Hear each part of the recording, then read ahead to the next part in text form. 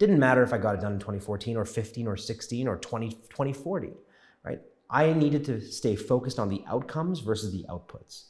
And once you're able to understand that the outcomes, you have your entire life to get them done, you work differently.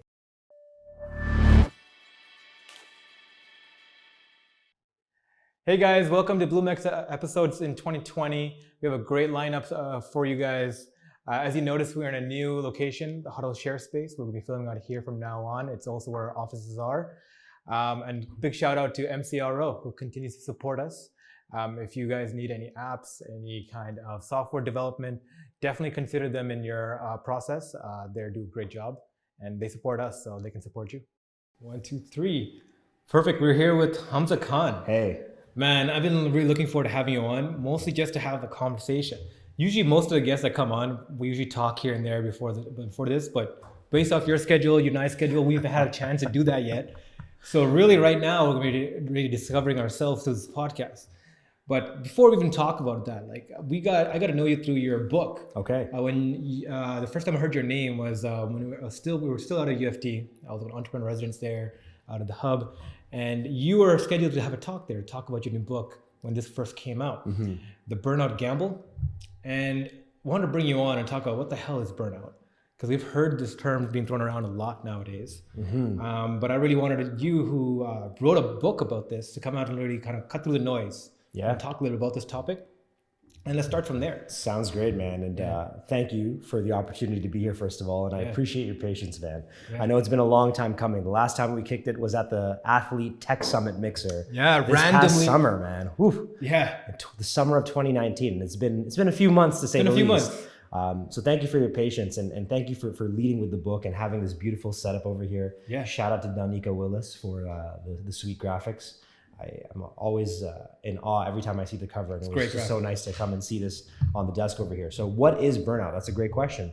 And you preface that by saying it's a term that we throw out quite a lot. I mean, nowadays, right? And you know, you think about maybe ways that you threw it around before you had any understanding of what burnout is. You would say things to your friends and your family like, I'm stressed out, I'm burnt out, I have no energy left in the tank, firing on all cylinders, burning the candle on both ends. And we would just almost trivialize it. And so it was very validating for me when the World Health Organization reclassified burnout this past year, not that long ago, as a medical condition.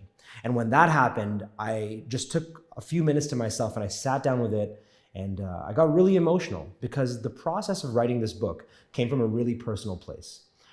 It came from my episode, the last time where I burned out in spectacular fashion in 2014, which was debilitating personally, professionally, and even academically as well. And so what I would describe burnout as, and it's not my description, it's the actual definition of, and there's many definitions, but the consensus is that burnout is a state of mental, physical, and emotional exhaustion.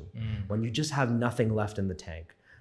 When you're completely spent, and there's a whole science behind this that is growing in its understanding and its complexity, but there's typically 12 stages that precede total collapse, starting with the compulsion to prove yourself all the way through burnout syndrome through and through. So, you know, when you've overexerted yourself, when you've stretched yourself too thin and you have nothing left to give yourself and give others, I would describe that as burnout. So growing up, you heard the term nervous breakdown. Yes. This guy had a nervous breakdown. Is it akin to that? Is it related to that? Is it the same thing as that? What's the relationship there? They're in the same vein, and sometimes the nervous breakdown is part and parcel of burnout. There's a couple of steps and stages as outlined by Dr. Herbert Freudenberg and Dr. Gail North, who coined the term burnout. Specifically in the latter stages, so stage 10, 11, and 12, many of the symptoms described are very similar to a nervous breakdown. So in some cases, a nervous breakdown is a precursor to full-blown burnout, and in some cases, the nervous breakdown is burnout itself. They're one and the same. Now, I am somebody who is a layman. I'm just a guy who happened to burn out and write a book about it. I'm not a medical expert by any means, and so I would encourage the listeners and the viewers of this podcast to do their own research and hear from more credible sources. But yes, I would say that they're very much aligned. The Venn diagram definitely overlaps. Amazing. Can we talk a little about that journey? What burnout looked like for you and what led to that point? 100%. And I'll go into a little bit more detail than I have gone in previous engagements. So I've done a TED Talk about this, and I'm very lucky to go around the world and speak about burnout and rehearse that story, but I'll try to offer a different perspective for the Bloomx viewers and listeners. So in the year 2014 is when I was stretched, the most thin I've ever been stretched. I was working 2 concurrent full-time jobs. I had my job at Ryerson University, and I was also building up an agency at that time, which began as maybe 25% of my portfolio, then 50%, then 75%. And by the time I burned out, it was as demanding, if not more demanding, than my full-time job running an identical shop, in spirit at least, at Ryerson. I was teaching, I was speaking, I was writing, I was consulting, I was traveling, all the while trying to just be Hamza, trying to hold down a steady relationship, trying to be a good son, trying to be a good brother, a good friend, and trying to be good to myself. Yeah.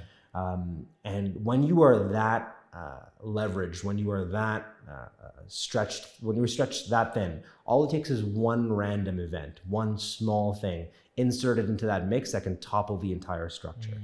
And I can't remember what it was that convinced me in the moment to book this trip of a lifetime. So the year started and I told myself, well, I kind of know what this year is going to be like. It's going to be a balls to the wall, intense, just rapid fire of a year.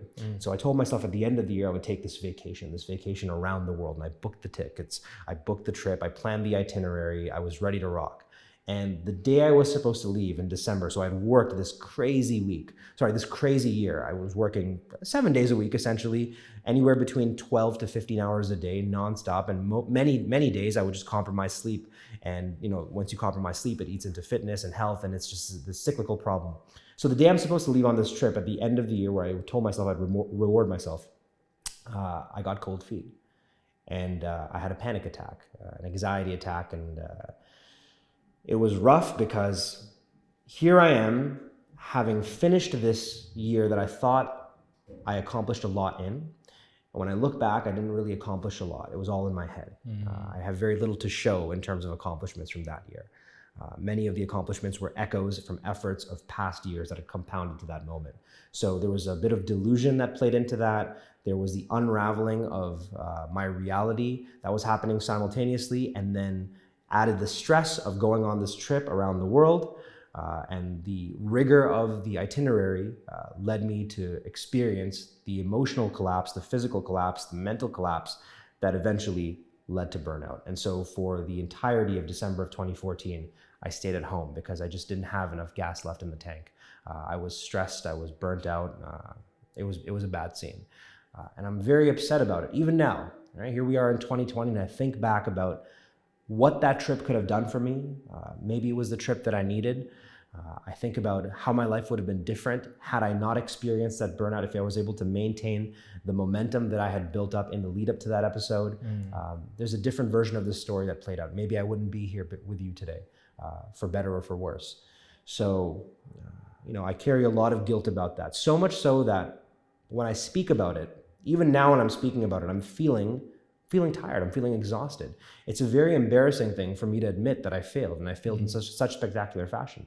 Now, have I gotten good at telling that story? I have, especially when I'm doing it on stages.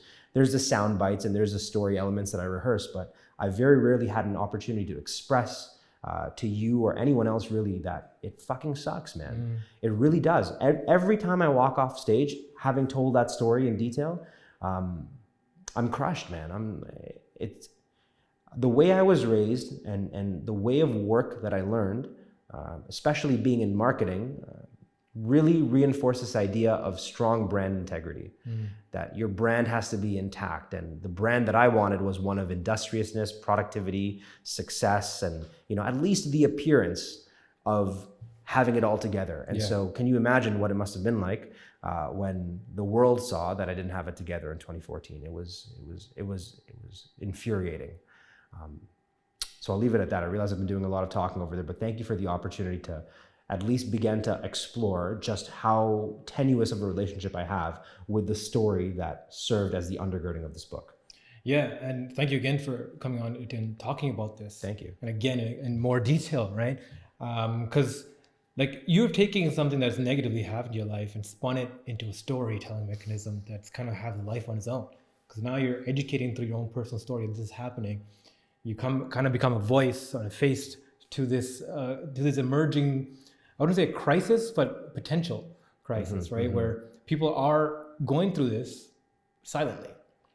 And I mean, I start to see that like the idea of burnout, the idea of mental health now is like thrown around so loosely in the rush to be accepting of it, that it comes off as kind of like insincere. Right? So when people who actually experience this come out and speak of it and tells a more personal story of what happened to them, and even the guilt of talking about it afterwards, and how the societal pressure still affects them afterwards, even talking about it. I mean, that shows to like the courage that you have in pursuing this. I hope so, and I hope that came through. I remember having a debate rather, with my editor at the time. And she would tell me, like, you have to tell more of your story, like lean into the story. Because I was just giving like here's what happened, I burned out, I passed out, I threw up, and I didn't go to work. I mean, that was the comfort level that I had with my own story. There was a bit of revisionist history in there as well, because my brain wouldn't allow myself to believe that this actually happened. And I talked about that in the opening prologue to the book. I talked about the first time I vividly remember burning out. I was an intern at Sony Music, and I'd burned out so badly that I went home. I didn't tell anyone about it. Didn't tell my friends, family. The first time I told anyone about it was in the book. I told all of you about it. And even in writing it, it was so emotionally exhausting and taxing that I remember like putting down the pen and just sitting there for probably an hour, just being like, fuck, that actually happened. And why am this is such a bad idea. Like I didn't want to write the book. I'm just gonna put that out there. When I started this project, this was actually a derailment from what I really wanted to do. This was a detour. But I felt like I needed to write the book because, as you alluded to earlier, this is a growing problem. And I would take it a step further. This is a full-blown epidemic at this point. And when I say that, I think that's too limiting of a word to describe it. The World Health Organization has come out swinging and said that stress is the health epidemic of the 21st century. It's how most of us are going to die. There's 4 of us in the room right now. All 4 of us are going to die because of something related to stress, if a natural disaster or other factor doesn't get in the way. The severity of this problem cannot be over-communicated and over-expressed. So when I was burning out and recovering from the burnout process, I was journaling a lot. I was writing about it. I had done a lot of writing about this prior to, about productivity and peak performance. And so I had the vocabulary and understanding of what needed to happen without the burnout. So when the burnout happened, I was able to understand the obstacle.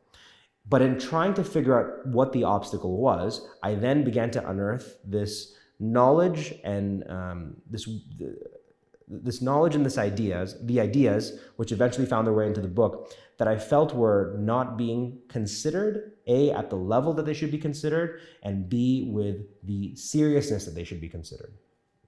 And that we were all walking around burning out or on the precipice of burnout, but because we didn't have the vocabulary or understanding of burning out, that we would be helpless for when it came. And so I felt like in me writing this story, I was very much writing this for a younger version of Hamza. And I'm happy that there are people out there in the world who strongly connected with the message in the book. And I myself have turned to it time and again to help me veer off the path to burnout even now. Yeah. Like the way I understand burnout is it's like a period where like it almost shifts you as a person, like falling off a cliff. It has changed you as a person. Now, is it something that happens multiple times to somebody, or it happens like a one big cliff like you fall off of, or like a stumbling block? Like, how does that work? That's a great question that you asked. And one of the earliest criticisms I got from the book, specifically from when I did a speaking tour in Europe shortly after it was published, a lot of shout out to the Bulgarian men, man. Like, what a unique audience that I had to present this idea in front of. Okay. And many of them came up to me afterwards and were like, maybe you were just weak, Hamza. Holy shit. And I was like, shit, maybe I was. And they were like, come on, we don't burn out. We're always burned out. And they would say things that were indicative of people who had seen things that were tough and intense and were so far outside of their comfort zone that they became comfortable and hardened within that space. And yeah, maybe some of them were perpetually burned out. There's actually a term to describe that. It's brownout, when you're burned out for so long that you actually can't recreate the chemical cocktail, the composition, to be the previous version of yourself that you were. You're just not as happy. You're not as content. You're not as satisfied. You're more on edge, but that's normal to you. Your reality begins to crystallize around you.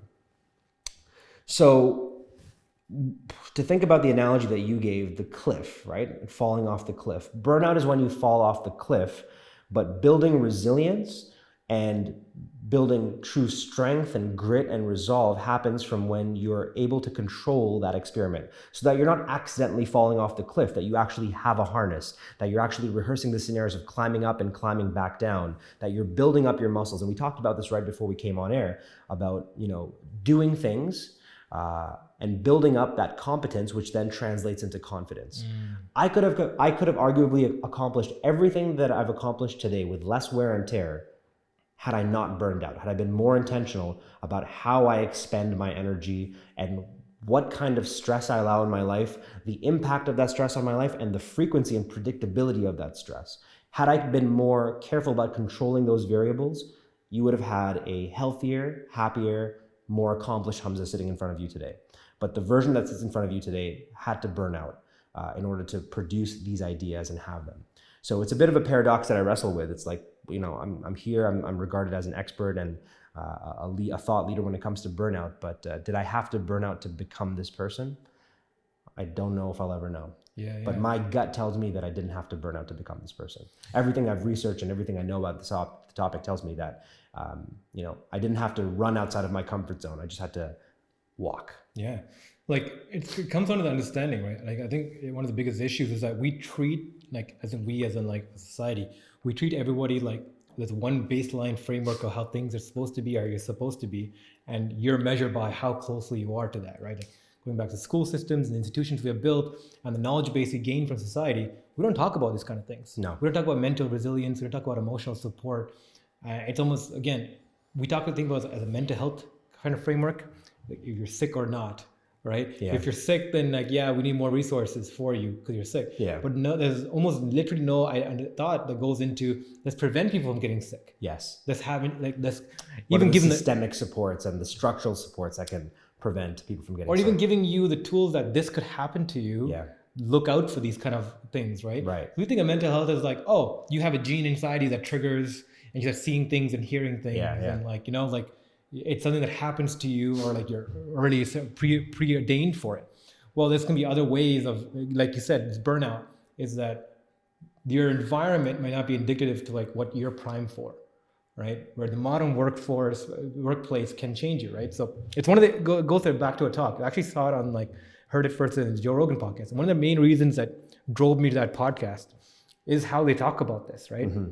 It's like when, for modern humans, when you're sitting in a workplace and your biggest threat is your boss coming and screaming at you, slams some work in front of you and give you feedback, your body reacts like how your ancient ancestors would to a lion attack. Yeah, the amygdala hijack, right? Yeah. Fight, flight, or freeze. And it's just like, how is this super safe environment anything close to like a lion jumping out of the bushes and taking you out? Why is it triggering that? And part of that thought line goes back to, it's like how we build resilience. Right. The fact that we're sitting down most of our life, the fact that we have no physical struggle. Yes. To actually tune our mentality to what stress is. So when a small bit of stress does come out, it's almost taken out of context. Debilitating, yeah. And I've been working out since I was super young. My dad got me into that. Thank you, man. A dime piece, man. Thank you. But part of that, I didn't realize what it did for you. Yeah. So when you're almost punish your body with these heavy weights or doing crazy cardio or anything that's super physical, you're not just training yourself and your body, but you're also showcasing your mind. This is a pain point. Your body reacts like this dude trying to kill me. Creating new associations, right? Yeah. So this is what stress is. Holy shit, this is stressful. And now I do high cardio, either 20 to 40 minutes of cardio every day, just to start my day. And you notice a difference, endorphin rush that comes out of it because your body gets put in that pain point. This is pain. Yeah. This is what pain is. Afterwards, you breathe a sigh of relief, and your body's okay, flushed out. For sure, man. So if you bench 2 plates in the morning, and you're like, oh my god, my chest is about to explode, my muscles are tightening up, I feel all the blood just leaving my body, I'm lightheaded.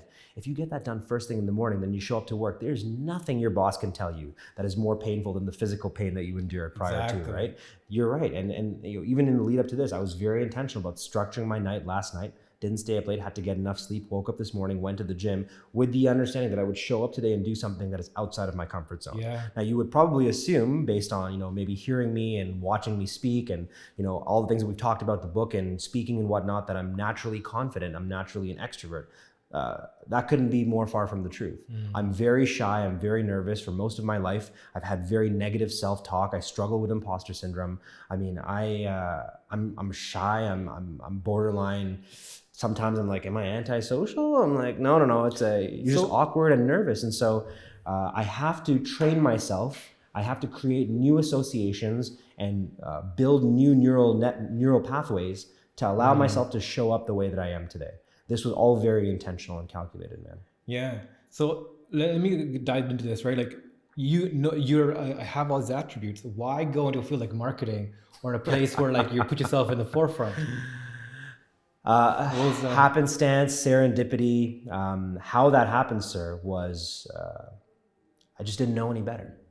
It was my socialization. It was where I was born, who I was born to, where I lived, where I was raised. My inputs when I was very younger. Sorry, where were you raised? I was raised in Scarborough, Scarborough, here, man. Okay. Yeah, for sure, man. I was born in New York, raised in Scarborough, spent most of my life here. And born to a very specific set of parents with their own lived experiences. So why marketing became appealing to me is I was enthralled by the media industry when I was younger. I was a huge wrestling fan, WWE, still am to a certain extent.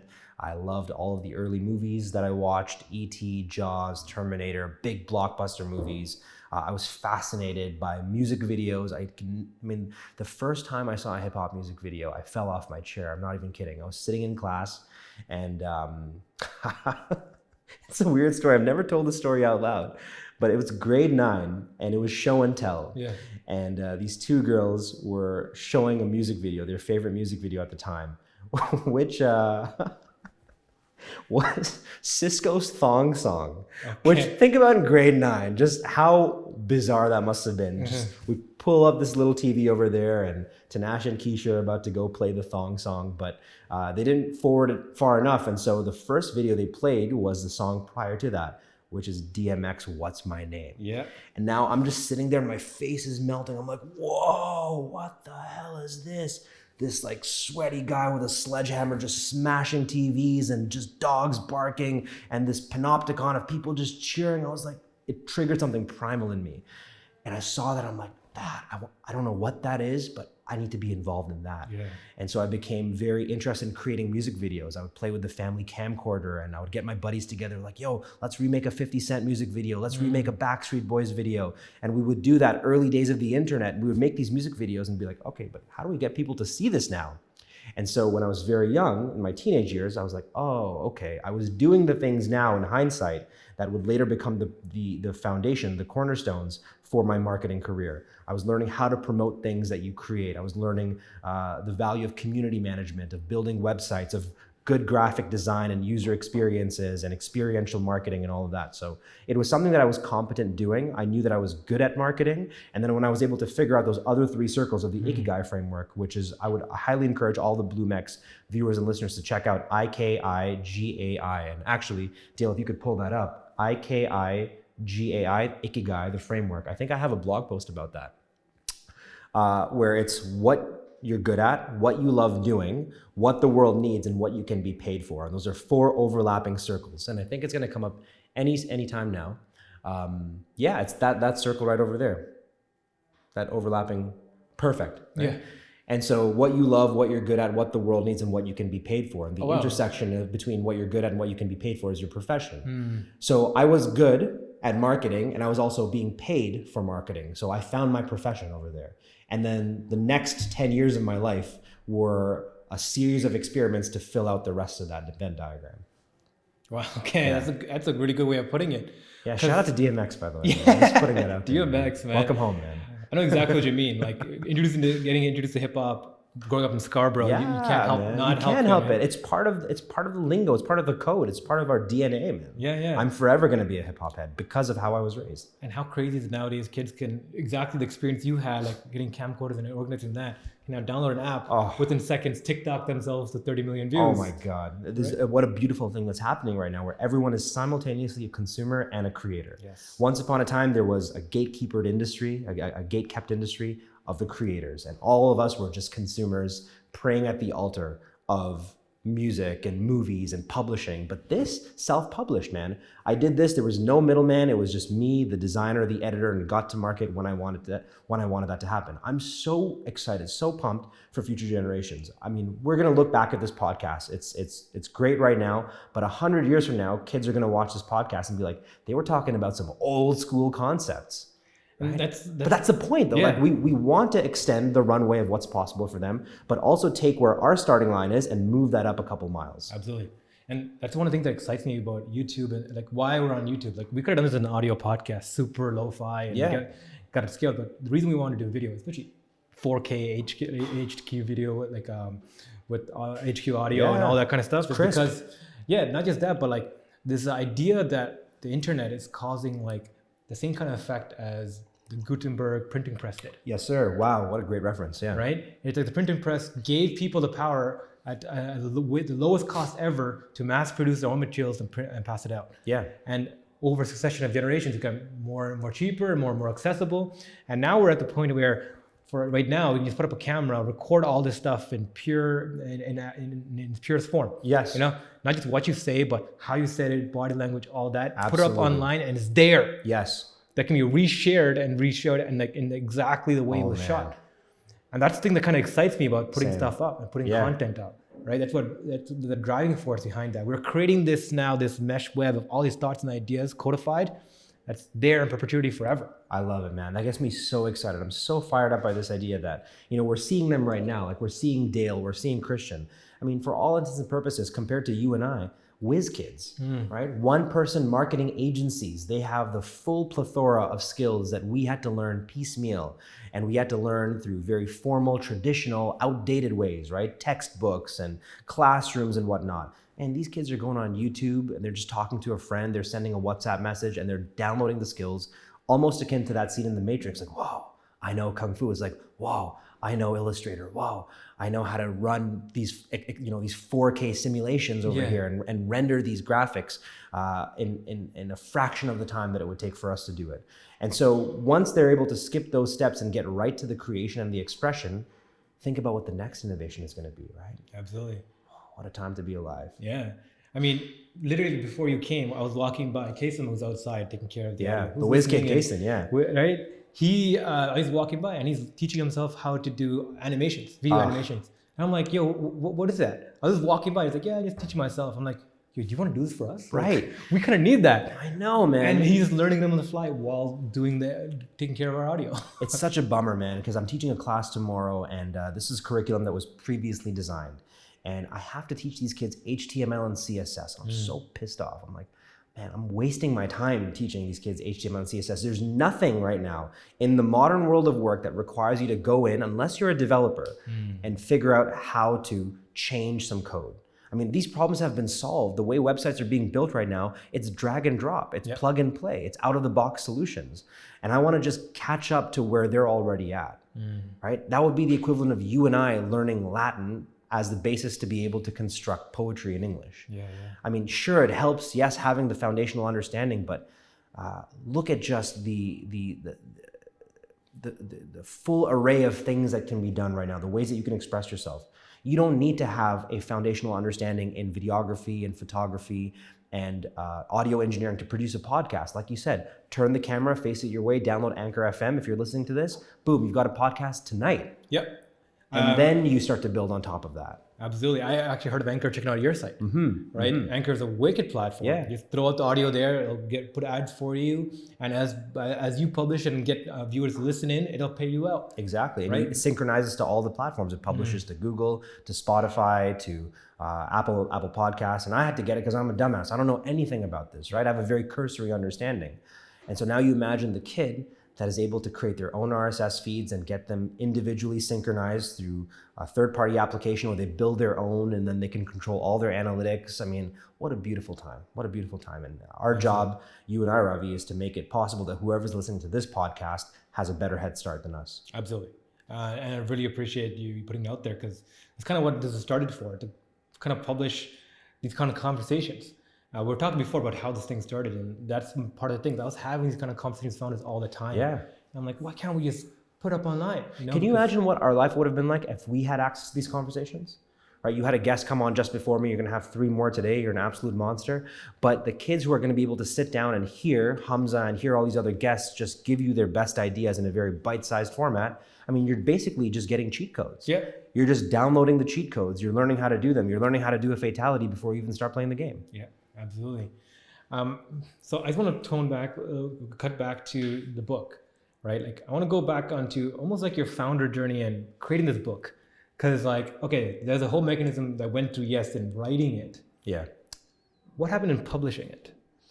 What was the journey in publishing it? Yeah, well, the journey for going publishing back to was self-publishing and being able to do things yourself. Great question, man. How'd that look like, man? So for all the entrepreneurs and aspiring entrepreneurs watching and listening to this, understand this, especially if you're doing this for your first time. Mm-hmm. If you're creating a conference or publishing a book or launching a podcast, and you know this, the last 10% is harder than the first 90%.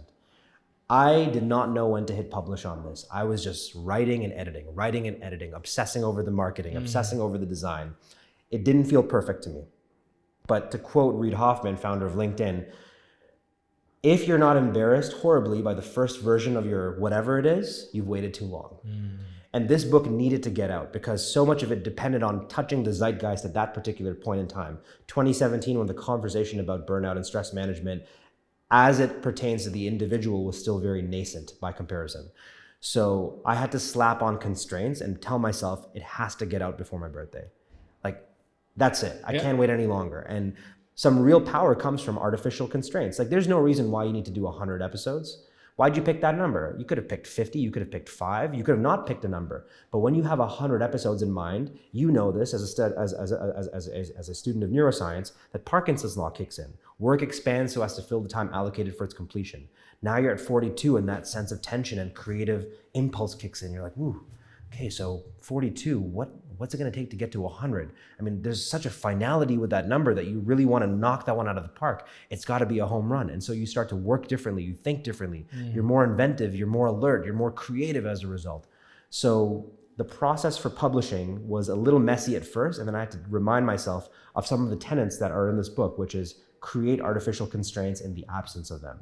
Because there was no editor or publisher telling me that I needed to get this published, I had to tell myself that, or rather trust a future version of Hamza that said, get this out into the world by August 26th. And that's what I did. And then I was able to work more feverishly towards getting it done, but also put my pen down and stop trying to make it perfect.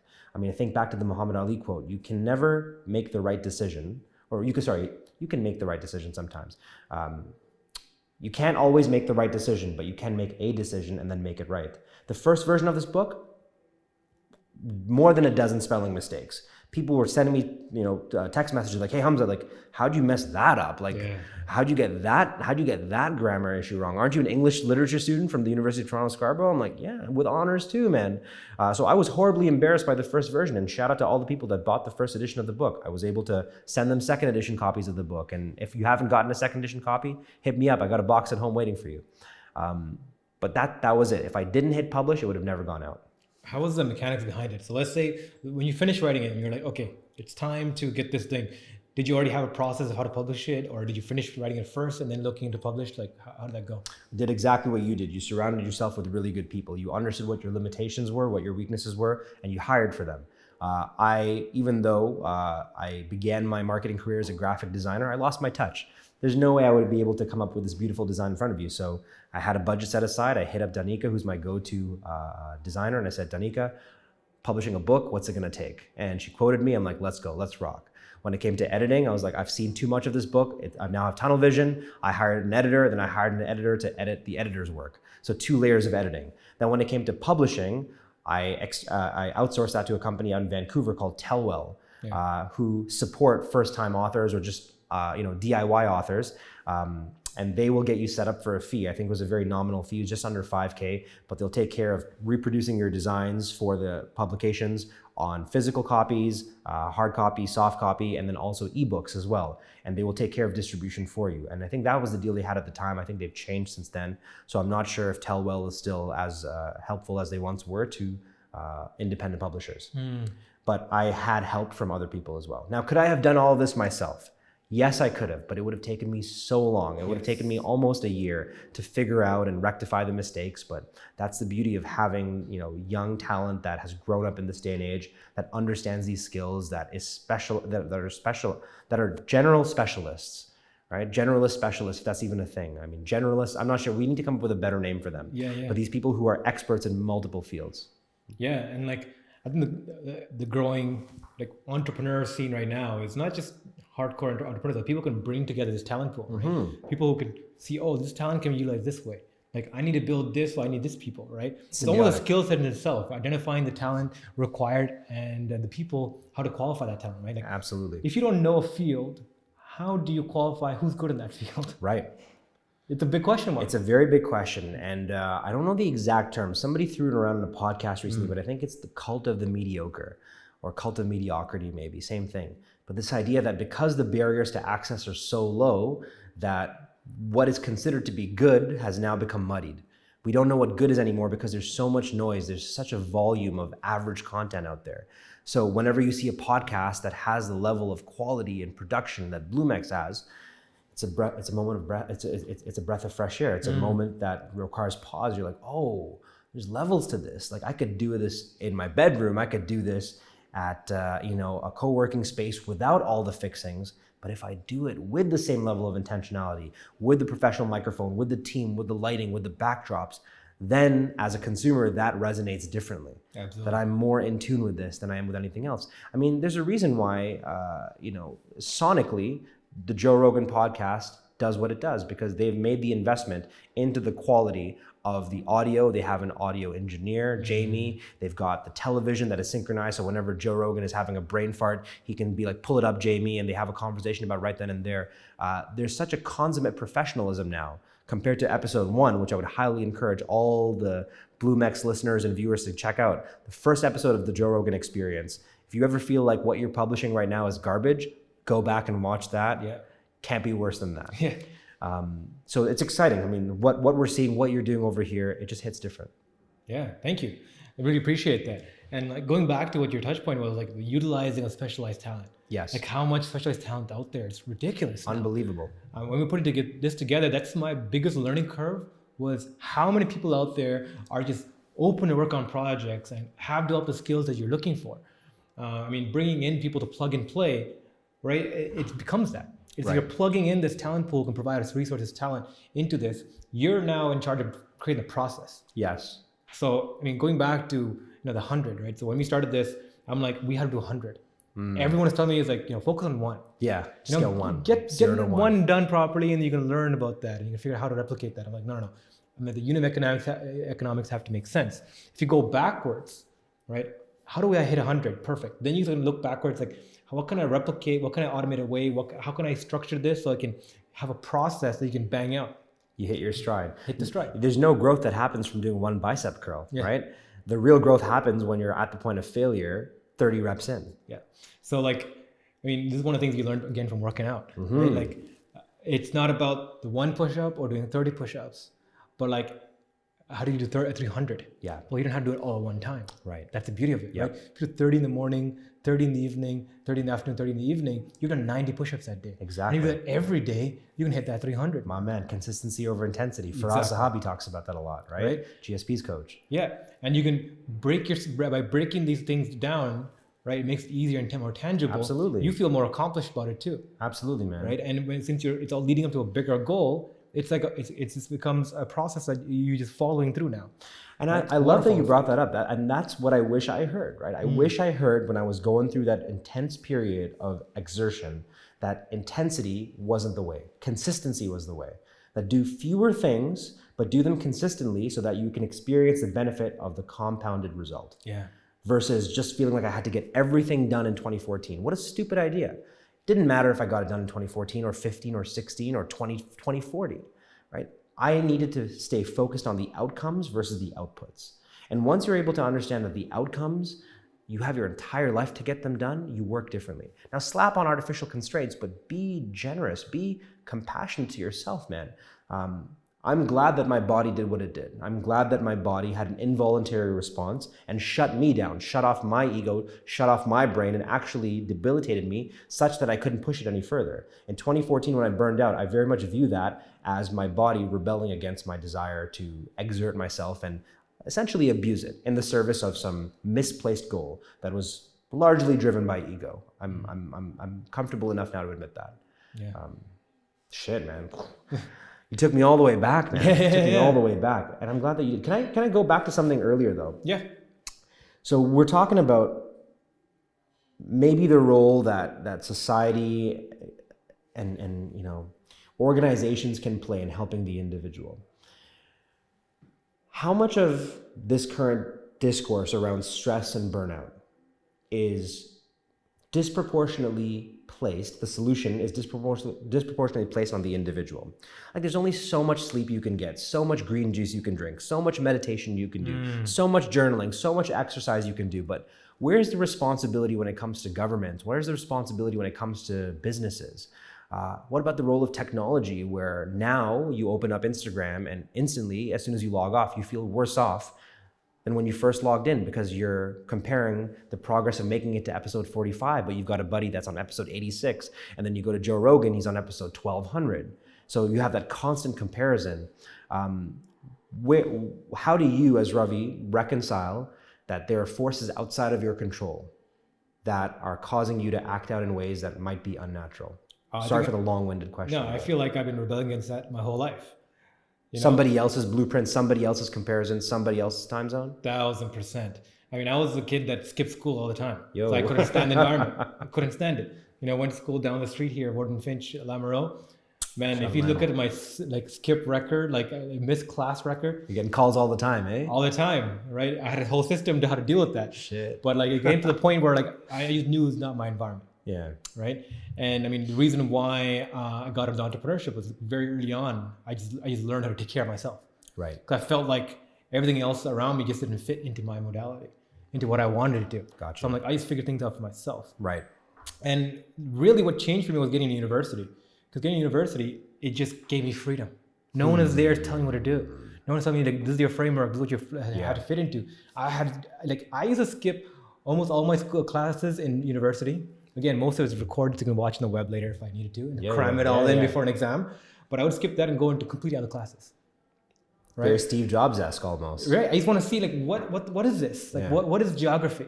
What is economics? Calligraphy, all of that. Yeah. Yeah, poetry. I just went into random classes. Love it, right? Man. Just to check out what the hell's going on. Student of life.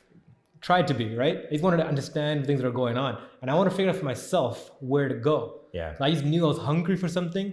I just didn't know what I was hungry for and what to do, right? And all the business I started, all the side hustles, everything was almost a tool to learn new things while funding me to keep going. So I was Simon Sinek talks about this now, the infinite game. The infinite game, yeah. I found myself I've been playing an infinite game. Because everybody close to me looks at me and is like, what are you doing now? What is Ravi up to now? Yeah. I don't understand. I can't place you in a category. I'm like, that's your problem. That's your problem. You know what I mean? Fuck. I just do what the fuck I want. Yeah, but as long as it keeps me going to the next thing that I want to do, what else is better in life, right? And if I can create a mechanism that helps me do it at scale and do it for other people, why not? You're going to dig this, man. The idea of a portfolio of work. So I have this mentor, man. Shout out to GB. He's going to know who he is. But he gave me some advice that I think was bad advice when we met at a mentorship breakfast last year. He was looking at my description of myself and he's like, Hamza, you got to pick a lane, man. Pick a lane. Pick the through line. Are you a burnout guy? Are you an entrepreneurship guy? Are you a marketing guy? Are you an educator? Make yourself understandable and palatable to everyone else.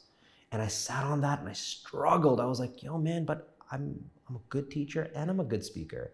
I'm a good author and I'm a good marketer. So why does it have to be an either or thing? And then you know who gave me permission to change the way I think? LeBron James. He did an interview where he's like, I'm not a basketball player. I'm a guy who happens to play basketball.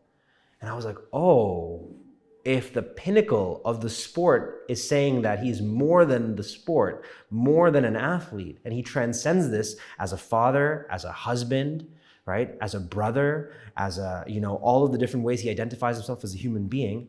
Shit, what are we mere mortals struggling about here? So I sat down and I'm like, yeah, you know what? I'm Hamza and I care about the future of work and I care about youth and early talent transitions. And I happen to be a speaker. I happen to be an author, happen to do all these things. And that's who I am in 2020, and 2021 asked me again. Absolutely. It might be a different set of things. But the point is I have a portfolio of work just like you do. And you shouldn't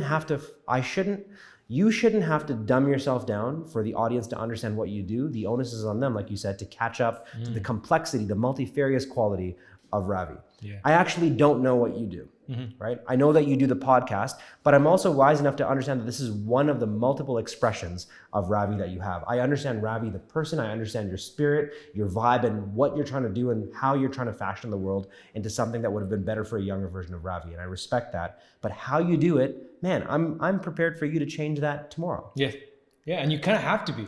Like, I feel like the future, especially now, talking about the future of work, is gravitating more towards that. People who are more agile. Absolutely. Who are able to pivot on the dime, have right? to be. Have all this, like a portfolio of work, like you said, underneath them.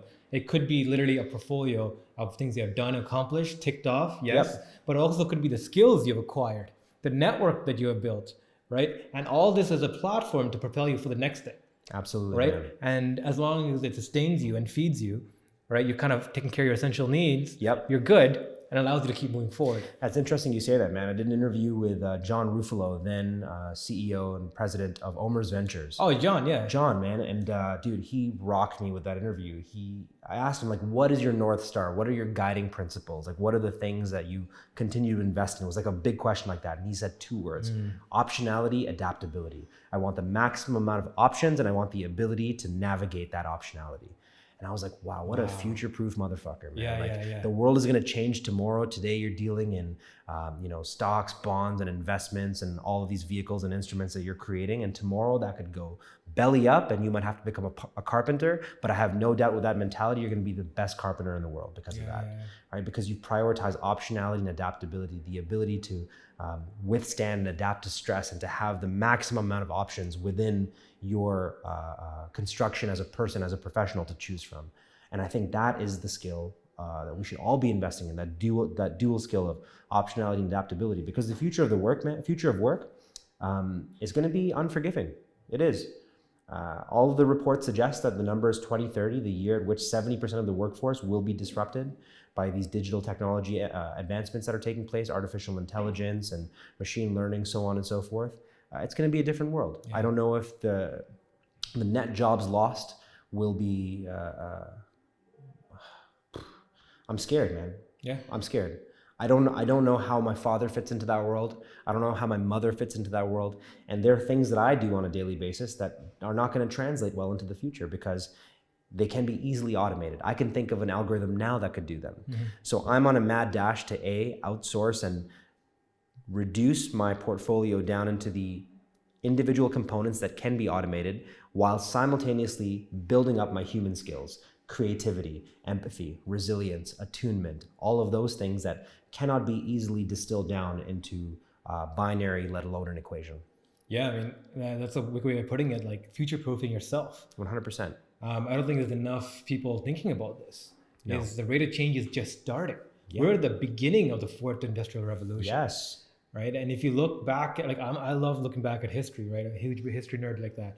And each wave of industrialization has led to a lot of violence, has led to a lot of disruption, a lot of wealth creation, but a lot of the times, a lot of people who didn't participate in that. Displacement, big time. Yeah. A widening between those who have and those who don't. Yeah, and kind of fitting into that framework. I mean, part of the reason we do this, like with BloomX, our job is, like, our North Star is trying to help other people in mass, trying to participate in this wealth creation. Right.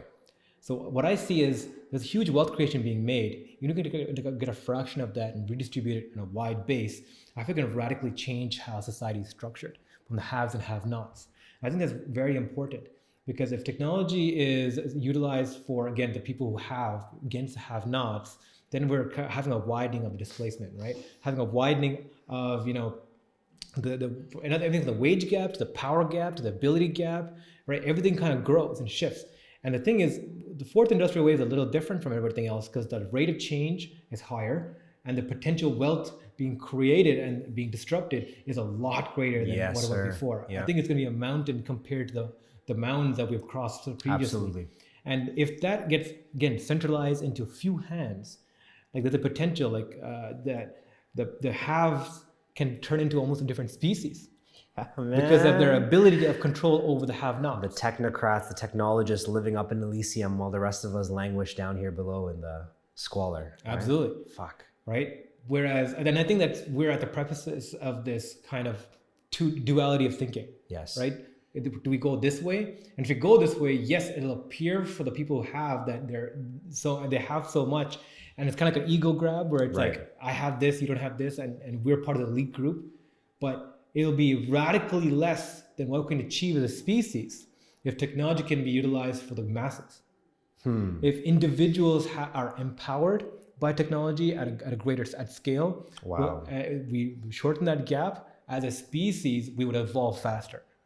We kind of generate this hive mind that kind of interconnected. Individual brains now hyper-connected through technology, right? That are kind of radically changing how fast we evolve. Wow. As a species, right? That's exciting, man. And like this podcast is a good example of that. These are two minds that would have connected eventually, but are now connecting in a very public way, in a way that can be easily transcribed. And this knowledge can be fed and dispersed into social media posts and blog posts and be fed into presentations and so on and so forth. And the ideas being generated from this discourse will then go and reach somebody else. And maybe between the two of us having a dialogue, we're agreeing on some things, we're disagreeing on some things, but maybe the truth that is emerging from this about entrepreneurship, about the reality of being from Scarborough and building an enterprise and the hurdles that we're crossing and occupational burnout are all making it possible that that marker is being moved.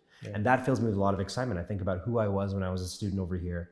I would take the 38 Highland Creek to get to UTSC. I would take the 131 Nugget to get to Scarborough Town Center, then commute downtown. And that was a lot of dead time, hours on end. And how did I fill that? With music. And I'm not knocking music, but how great would it have been if I had a podcast to mainline? And eventually I did find interviews, but the interviews I did find were hip hop artists, right? And it was their unique context. And I think I was able to download and emulate a lot of their their braggadocious, self-aggrandizing and just hustler mentality, if you will.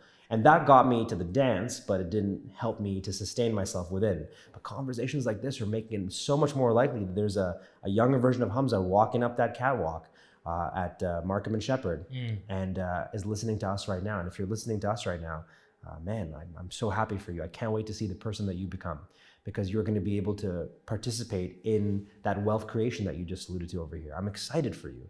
I'm excited for the future that you and I are never going to get to see. You and I are not going to be alive long enough unless the technology catches up and can download our consciousness into AI, and then we can just observe this from the other side of the screen. But for all intents and purposes, we're planting seeds, we're planting trees, the shade of which we shall never get to sit in. And that's melancholic, but also very exciting. No, it's a beautifully put. I mean, you're definitely really good at words, man. Hey man, that 40K in 5 years at UTSC should have got me something, man, because it sure didn't give me the same employment edge that some of my management buddies were able to get, man. I felt so insecure, bro. I mean, all my friends were landing jobs at Microsoft and PwC and IBM, and here I was being like, what the hell am I gonna do with this English degree? And I had a 2.86 CGPA. It's mind-blowing. My first 2 years, C's, D's, F's, the occasional B-, right? When did you graduate? 2010. I had to take an extra year because it was in shambles, man. The first 2.5 years were an absolute write-off. Business and poli-sci, dropped out of business, only did poli-sci for a while, and I'm like, what is happening here, man? This is absolute bullshit. Why am I in university? I was so close to dropping out, so close. But I'm glad it all worked out in the end. I'm glad it worked out in the end, man. Perfect. I'm not 2.86 CGPA having Hamza. I'm not University of Toronto grad Hamza. I'm Hamza who happens to have a 2.86 CGPA in my undergrad. I'm Hamza who happens to have been a student at the University of Toronto Scarborough. I'm constantly evolving, man. I'm not the same person that I was this morning. And thank you for creating a platform that encourages that kind of unpacking of the self and also the message of continual development and iterative development. Like I heard a couple of episodes, Lawrence Ita, Muhammad Faki. I'm just halfway through. I believe her name is Jennifer from Dare Arts, yes, which is really cool. Really cool. I asked when the Satish Bala episode is going to drop. Yeah. She's saying April, man. You're going to keep me waiting that long, man. I'm pumped for that. So keep going in, man. Yeah. I mean, we got to this process where like we're gotten good at creating this content. Now it's about distribution and getting better at like, finding the quality within the larger context of video and creating smaller segments of it too. Right. To help distribute the content. Yeah. And it feeds into the larger scheme of things, right? We're trying to empower people through technology. This being a vehicle, then we have the Startup Stand-Up, which is an event people can come in and showcase, what I'm doing and how we're doing it. You just did our new segment of the stand-up earlier on. Well, people now are doing it in person now in front of a group of 60 to 80 people, right? And again, part of that is endurance training. Yes. Right. Imagine so when we start off the Startup Stand-Up, we just did the first one January 27th. The next one's coming up. We haven't set a date yet, but we pack a room full of 60 to 80 people. We tell everybody, okay, this is a stand-up. This is how you participate. If you get tired or you want to walk away, anytime you can step away, remove yourself, take a phone call, get some food, whatever it is, but come back. Fluid. But if you're participating, what it is, you're in a semicircle, everybody steps up and get access to a mic, 3 to 4 minutes, and you declare who you are. When you say your name, right? Hi, I'm Hamza Khan. Everyone in the room says, hi, Hamza. Wow. So there's 60, 80 people saying that. This triggers on each other for sure. Right? But also it triggers like a response. Huh. The flight or fight response, like 60 people saying my name back. Immediate acknowledgement. That's very unnerving for most people, right? The second thing is, okay, now everybody in the room is instructed. Whoever has a mic, both eyeballs, 120 eyeballs, lock in, looking at that person to create a stressful environment.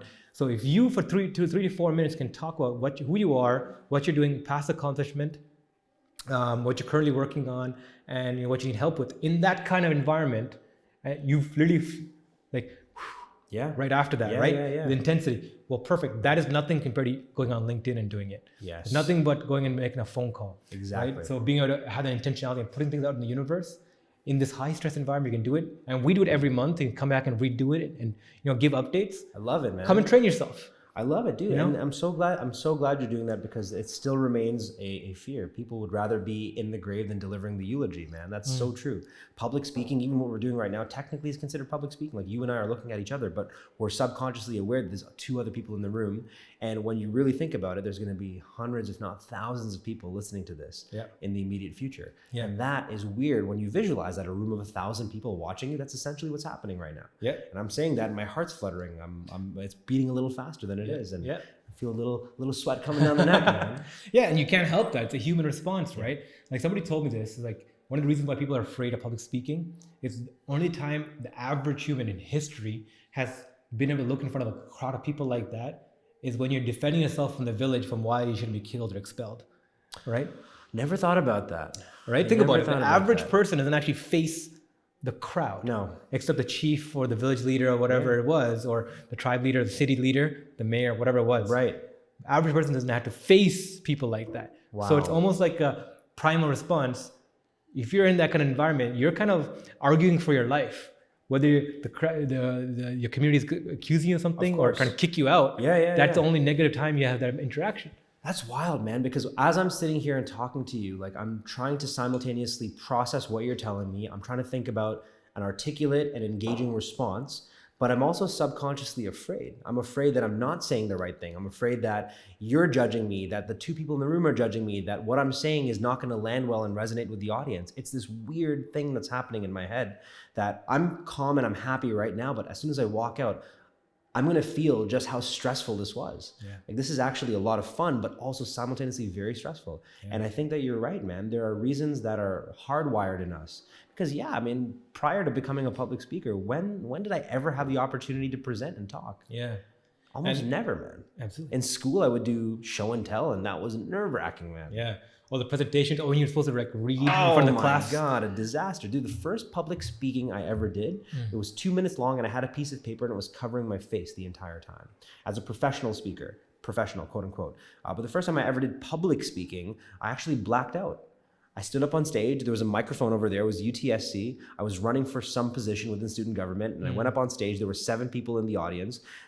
3 of them were eating and 2 of them weren't even paying attention. One guy was like, why are these randos standing up over here?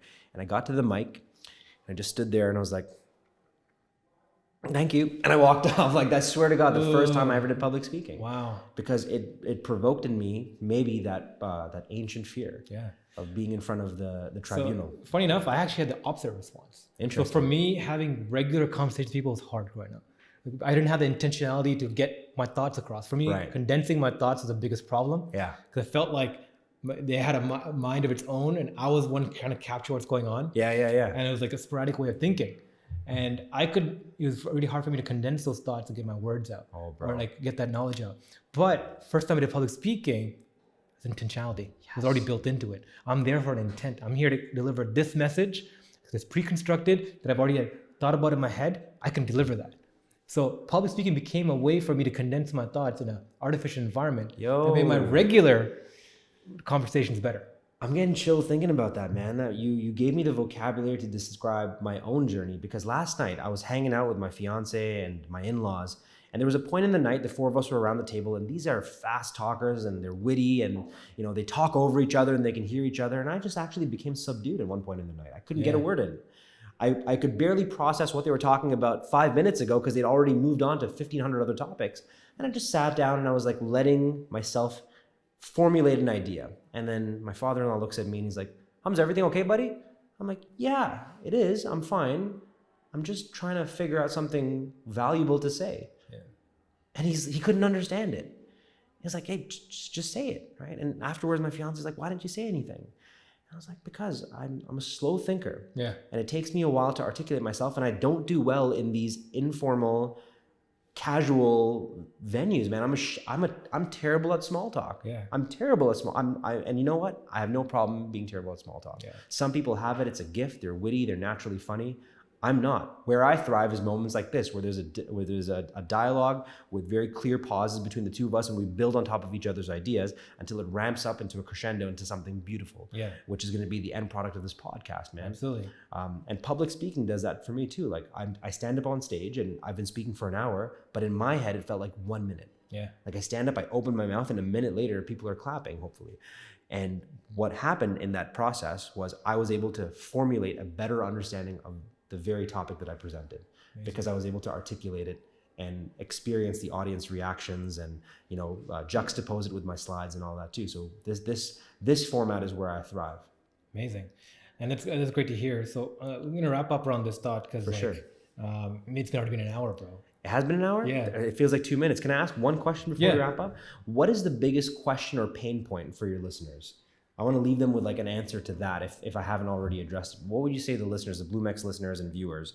What's something they're struggling with right now? What's something that's getting in the way for them? It's funny because like we don't have a typeface for our listeners. We do this more for the guests coming on. Really? That's how I frame it as. And so like everyone who comes here, like we don't target ads, we don't run any ads, we don't target an audience, right? The way I see it is that each guest that comes on, they share it to their audience, the podcast. Some of the audience comes in and becomes like a churn rate, right? The average listener only listens about 5 to 6 minutes. Good for them. Right? Man. Average video of ours gets 1,000 views. Average person will listen 5 to 6 minutes. But I care about is the 1 to 5 people who listen to the full thing. Quality, man. Right? The ones who are searching for the knowledge, who really get captivated by it. And that could come from an audience member from your audience, right? When you reshare the video, our episode, right? And they could really capture it about seeing a full 1 hour of Hamza Khan going into his thought process. Man. They could have been hooked on from the book, hooked on from our previous thing, but now they get this as a vehicle. Then they come into our channel and see a whole bunch of other content, like, oh, can anyone else I jive with? Especially YouTube's algorithm, if it suggests it to them, based off of their previous watch history, then becomes a content vehicle, right? Yes. Because I've done that, gone through those binges. Yeah. Where you find a great channel and you're binging through and you're like learning all this kind of stuff and you're digesting the content, right? And that's the magic behind all this. Yes, sir. Right? So I don't think it's about the per viewer thing. It's more about you getting experience yourself in full extent and other people just clicking.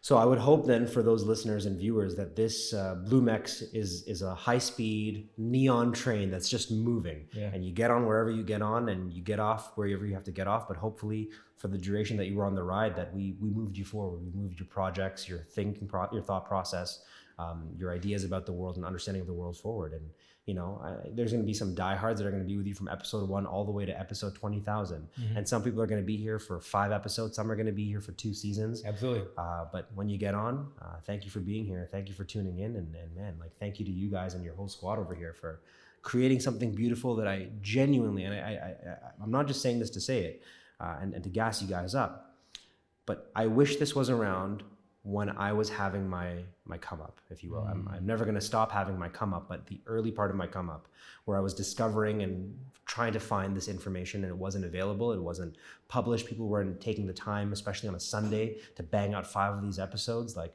I tip my non-existent hat to you guys, man. You guys are doing the thing that'll make it more likely that a future Ravi and a future Hamza will succeed, man. Perfect. So thank you. And Hamza, this has been a great episode. Man, this was a good time, man. Yeah. Thank you, brother, man. Awesome.